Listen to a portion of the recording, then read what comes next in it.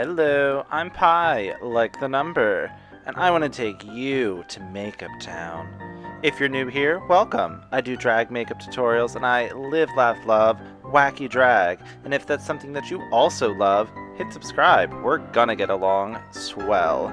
Let's get into this fun recreation look. Actually, it's not my first time doing it, and I will show you that at the end of the video, so stick around.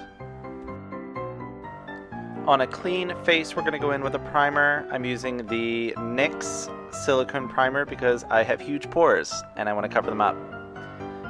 For foundation today, I'm going to be using 4 different Kryolan TV paint sticks. And as always, I'm going to go ahead and map out where I want all of those highlights and the base on my face. So you'll see I'm carving out where the eyebrow is, would be going. It's silly in this look, it ends up just getting covered up, but that's okay. So I'm going through my normal base routine. I'm filling out where I want the highlight to be and where I want the base to be, and leaving the part of my forehead open where all the goopy space stuff is going to go. And then, of course, using a damp beauty blender, we're going to go in and start to press all of the highlights into my skin, and then all of my base in as well. Do some blending with it as well. Since his eyebrow shape is going to get covered up anyway, I figured I'd take this time to tell you about when I originally did this look. It was in the year 2016. I was still pretty new to drag, and I really thought I was hot shit. I'll show you it at the end, so I won't talk about it too much right now, but wait to see it. It's a gag. So for contour, of course, we're using a dark contour color and following the natural shape of my cheeks. And by that I mean I'm literally painting the contour on my cheeks because I want to have higher cheekbones. Doing the same thing with my chin, going right over top of my chin because we know it's round right now. I don't want that. Use a different damp beauty blender to press that contour gently in and gently blend it into your base and a little bit of your highlight. Remember, we put that contour there for a reason. So you don't want to go moving it around everywhere because then it's ineffective. It's a contour. Use it as a contour. You want to be precise, but we are going to be going over with powders too, so it's okay. Go back and reinforce that highlight as well. This just helps to really make sure that you didn't lose any of the highlight when you were ferociously spreading your contour over your entire face instead of keeping it in one place like I told you to do. I hate my nose, so let's go ahead and get rid of it with a nice tiny contour. Keep those lines tight and then softly blend them out. Go ahead and set your face using your favorite setting powder. Mine, as always, is the Ben Nye Luxury Neutral Set. So, to get this little goop moment happening on my face, I am using the SUVA Beauty Hydra liner in the color Grease. This is a water-activated, kind of like paint pot thing. Yeah, it's pretty great.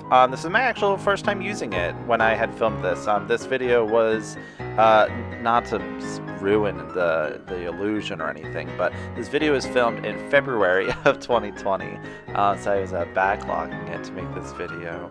But yes, so it is a water-activated paint, and I am just using like a concealer brush to kind of pack this all over where I'm going to be putting all of the Galaxy goop, and I did this to make sure that I had a nice, obviously dark background to then go ahead and put other colors on.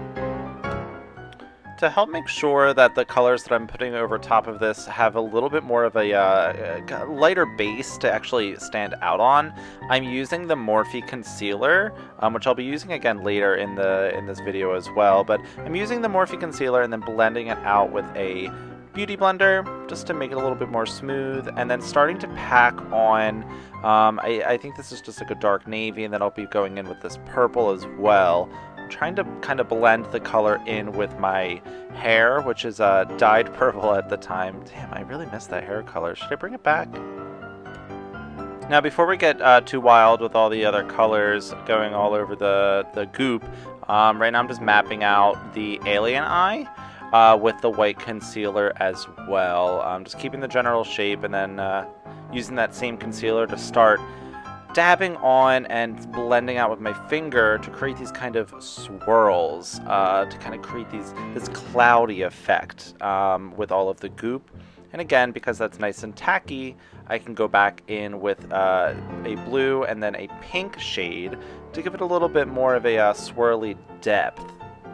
Now, not to spoil anything, but I'm going to be covering pretty much all of this again with another layer of the white concealer, which I blend out with my finger, just like how I'm doing here. And again, I'm doing this to give basically the first layer of dimension, and then I'm about to go back in with more of the white concealer, blending it out, just again creating a little bit more of a, you know, now this is a little bit closer, if you will. We'll go with that. That's I think at the time when I was filming this, I just didn't really like the really obvious swirl pattern. I thought it was a little bit tacky, if you will. I mean, don't get me wrong, I love tacky, but, you know, I didn't want it to be too tacky. It's already kind of a tacky look. I'm literally doing a melting galaxy face, so. Right now I'm just packing again those same colors, blues and pinks. And I am actively leaving some of the white dots to actually give it a little bit more kind of a texture, as opposed to just being a kind of a perfectly blended set of colors. Got to make it look a little bit starry, you know? So for the first set of major details, we're going to go in and map out where I'm going to put all of the clouds. I'm just doing the general shape, feathering them down, and then again just going in with my finger to blend out the bottoms of each of the clouds. Just like pretty much everything in this space goop, I'm gonna be going back in over top of this to give it even more dimension, because I felt like these were looking a little bit flat when I was going in this first time. So to further dimensionify the clouds, I'm going in with kind of like that purple shade on the bottoms, then using blue as a mid-tone on the front of the clouds, and then deepening the dimension up even further by popping in some dark blue or maybe a purple along the top edge of the clouds, and then really sharpening that edge with some white concealer to really make the tops of the clouds pop, which is exactly what you would expect to see if the entire Milky Way galaxy decided that it wanted to collapse into a liquid and melt onto somebody's face and not harm them at all, which doesn't really seem likely. But hey, you know, makeup can be whatever you want it to be, and this is my fantasy. You're just along for the ride. I hope you buckled up. So for these speckly stars, I'm just flicking white Hydra liner, which is the water activated paint, with a little brush. For the crescent moon, I'm going in with that Hydra liner again, with a little concealer brush to add in this little detail. If anybody knows what the technical name for this moon is, like a waxing gibbous or whatever, let me know in the comments, please, because I sure as hell don't know. Using that same product in a smaller detail brush, I'm going in and adding in some little sparkles, and then I'll be detailing the tops of the clouds, and you can see all the dimension is really starting to pop out now with those clouds, and that is what we'd love to see. Except I realized that the moon is a little, so I went back in with, I actually can't tell. I don't know if this is the, Hydra liner or the Morphe concealer, but it's one of the two. I'll let you, it's a guessing game. This is months ago. I'm so sorry. Use some darker eyeshadow to just go ahead and deepen up the edges of the alien eye as well as the goop. Again, we're going to try to make it as realistic as we can in terms of just like a three-dimensional liquid dripping on my face.